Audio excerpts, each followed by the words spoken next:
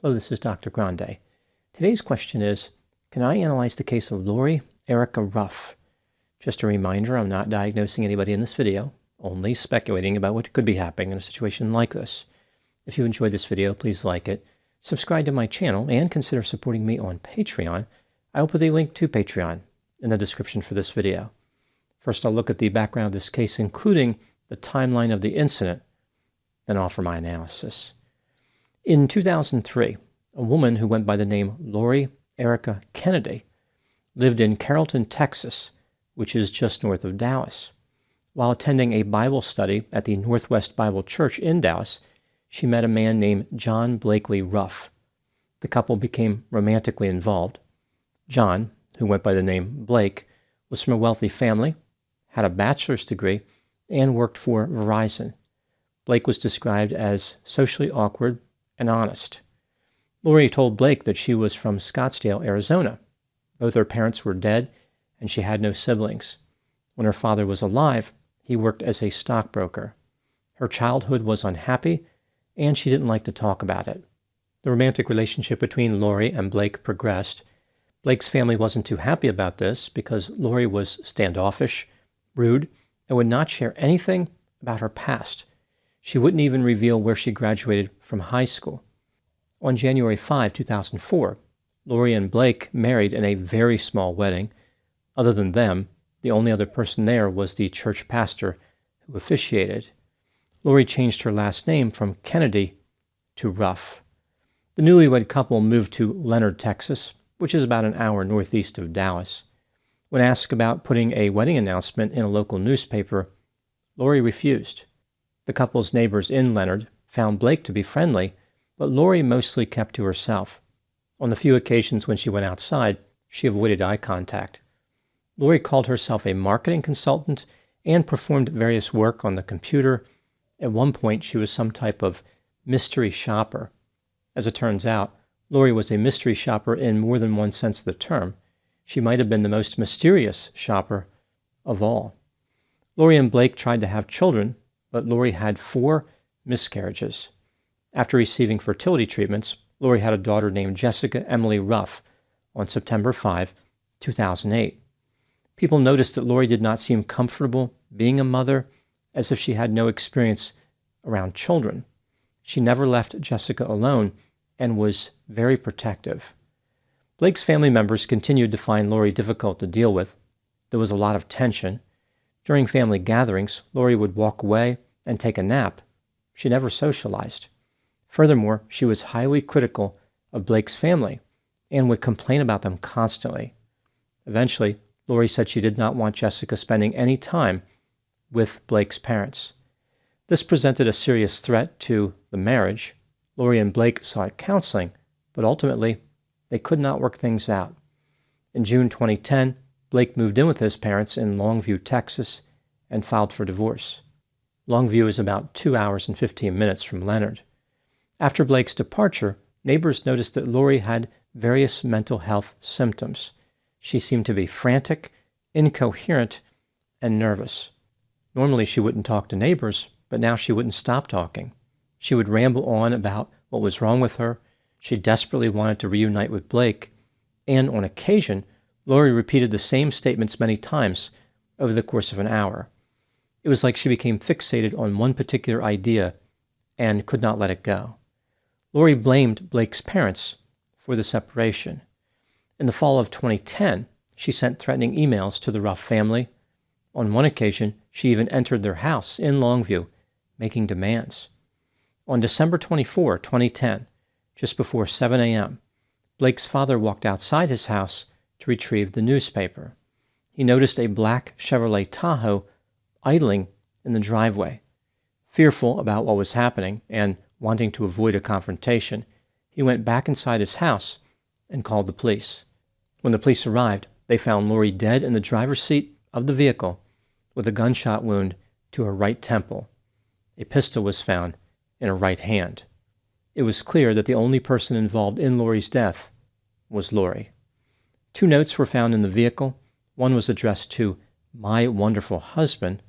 The other was to Lori's daughter, Jessica, and was not supposed to be opened until her daughter turned 18. At the time Lori died, Jessica was with Blake in his parents' house. Not long after Lori's death, the Ruff family went to her house in Leonard, Texas. They were interested in finding information about who Lori really was. The house was a mess. There was laundry on the floor. Dishes were stacked up. Trash bags full of shredded documents were everywhere. The bed that Lori's daughter Jessica slept in was soiled. And there were papers all over the place containing Lori's handwriting. She had written what appeared to be random nonsense. On January 1, 2011, the Ruff family found a strongbox in the closet bearing the label Crafts. They pried it open with a screwdriver and discovered a court document indicating that Lori had once been named Becky Sue Turner. She changed her name to Lori Erica Kennedy in 1988. On September 1, 2011, the Social Security Administration started an investigation due to concerns that Lori had perpetrated identity theft. Here's what the investigation revealed. Lori had no criminal record, and there was no record of her existing at all before 1988. On May 20 of that year, she obtained a copy of the birth certificate of a girl named Becky Sue Turner. Becky had been born on July 18, 1969, in Bakersfield, California. On December 30, 1971, when Becky was 2 years old, she died in a house fire in Fife, Washington. The fire also killed two of her sisters. Becky's brief and tragic journey through life had an unusual characteristic. She was born in one state but died in another. This meant that someone could steal her identity much more easily, especially back in the late 1980s, when records dealing with identity were not often transmitted between states. On June 16, 1988, about a month after obtaining the birth certificate, Lori used it to obtain an Idaho identification card using her own photograph but Becky Sue Turner's name. After spending time in Idaho, Lori traveled to California, Las Vegas, and eventually to Texas. On July 5, 1988, she legally changed her name from Becky Sue Turner to Lori Erica Kennedy. 7 days later, she applied for a Social Security number. The next day, she obtained a Texas identification card. Less than a year later, she obtained her Texas driver's license. On March 19, 1990, Lori applied for a U.S. passport. She went on to earn her GED and enrolled in a community college. On February 21, 1997, Lori filed for Chapter 13 bankruptcy. On December 13 of that same year, she graduated from the University of Texas at Arlington with a degree in business administration. By 2001, she was living in Bedford, Texas. By 2003, she was living in Carrollton. This is when she met Blake Ruff. Investigators had uncovered an interesting story, but they still did not know who Lori was. There was no apparent connection between Lori and Becky Sue Turner. Why did Lori target Becky Sue for identity theft? There was no evidence that Lori ever profited from stealing her identity. She didn't do it to make money. Was Lori on the run from criminals? Was she involved in espionage? Could her behavior be explained by mental health factors? There were no answers in this case. Many people were frustrated and concerned that the mystery would never be solved. In 2013, the Seattle Times released an article about the case, which greatly increased interest in finding Lori's real identity. In December of 2015, a forensic genealogist determined that Lori was somehow connected to the Cassidy family in Philadelphia, Pennsylvania. In March of 2016, one of the Cassidys identified Lori as a woman named Kimberly McLean. It took years, but there was finally an answer in this case. Kimberly Maria McLean was born on October 16, 1968, and was raised in the Philadelphia suburb of Wynwood. Her father, James, was a carpenter. Her mother, Deanne, was a homemaker. Kimberly had a sister named Michelle. When Kimberly was a teenager, her parents divorced. Her mother married a man named Robert Becker and moved to another suburb of Philadelphia called Wyncote. Kimberly attended Bishop McDevitt High School. In 1986, when Kimberly was 18 years old, she moved about 10 miles away to King of Prussia, Pennsylvania. She told her mother she was leaving for good and warned her not to come after her. Her family never reported her missing, and Kimberly was never heard from again. The mystery of Lori Erica Ruff's identity had been solved. She was Kimberly McLean. But this did not reveal her motive. Kimberly's behavior still remains a mystery. Now moving to my analysis. Here are my thoughts on a few areas that stood out to me in this case. Item number 1. When Kimberly was young, she was described as a socially awkward loner who did not fit in very well at school. She was cold, distant, and forgettable. When she left home at the age of 18, none of her high school classmates realized she was missing. None of her family members contacted the police. Kimberly was an adult when she left and was free to make her own decisions. Perhaps this is why no one reported her missing. Item number 2. On September 15, 1987, about a year after Kimberly moved to King of Prussia and lost contact with her family, her father died at the age of 52. His estate attempted to locate Kimberly because she had inherited $84,000. They discovered that she was in Utah, but she never responded and therefore never collected her inheritance. $84,000 in 1987 is equivalent to about $232,000 in 2024. This is a lot of money to forfeit. There was no real downside to collecting the money. Even if Kimberly left home because she was fearful of family members, she didn't need to meet them in person to get her inheritance. It made more sense to get the money either way, because $84,000 would have gone a long way in helping Kimberly remain hidden if that's what she wanted to do. Item number 3. When Kimberly McLean assumed the identity of Becky Sue Turner, she committed a serious crime. She was already away from her family. No one was looking for her. There was no need to engage in criminal behavior to stay hidden. This behavior introduced risks and complications which were unnecessary. After stealing the identity, Kimberly quickly changed her name to Lori Erica Kennedy, as if she wanted an extra layer of protection. She was trying to become more distant from family members or from someone. There is no indication that Kimberly ever used her fake identity for any type of material gain. Prior to marrying Blake, Kimberly mostly worked in secretarial-type jobs, even after earning a bachelor's degree. A former love interest indicated that Kimberly worked as a clothing challenge dancer at one time, which seems like a strange choice of occupation for someone so interested in concealment. Kimberly always had money problems and even filed for bankruptcy once, as I mentioned. Item number 4. When Kimberly became romantically involved with Blake, she struggled to maintain peace with his family.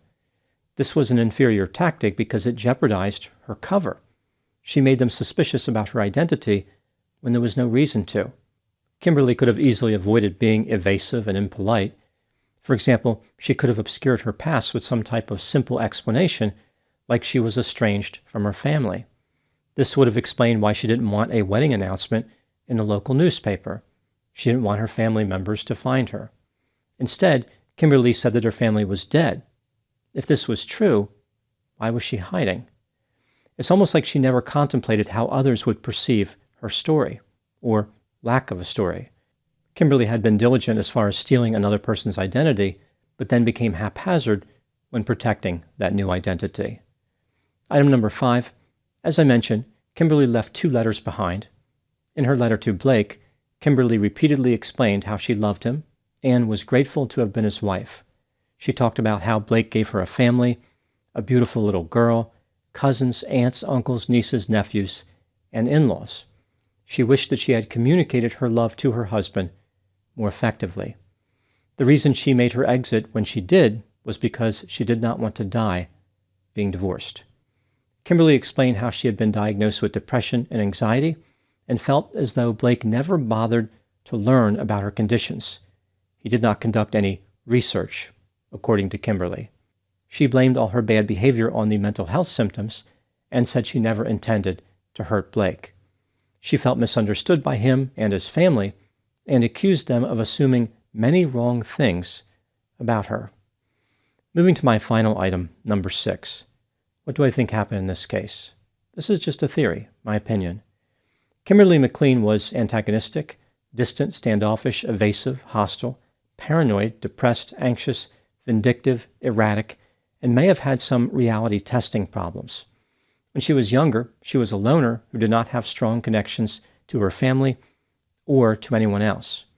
Many people think that she must have been mistreated, and that's why she left Pennsylvania, but there isn't really much evidence to support that theory.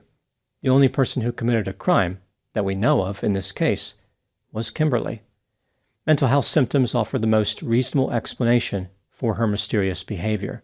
She became paranoid and thought that people were out to get her. Therefore, she committed identity theft. During her marriage to Blake, Kimberly was difficult to live with and repeatedly aggravated Blake's family. The concerns the Ruff family had with her extended beyond Kimberly's evasiveness. She was trying to cut them off from Jessica. The reason Kimberly selected Christmas Eve and the driveway of the Ruff family house to make her exit from this world was to get revenge on Blake's parents. She planned this act carefully and even had notes ready. Kimberly deliberately did not dispose of the strongbox containing documents that facilitated the investigation into her identity. A woman who spent her entire life trying to hide her identity used her last moments to make sure everyone in the world would know her name. Those are my thoughts in the case of Lori Erica Ruff, or Kimberly McLean. Please put any opinions and thoughts in the comment section. They always generate an interesting dialogue. As always, I hope you found my analysis of this topic to be informative. Thanks for watching.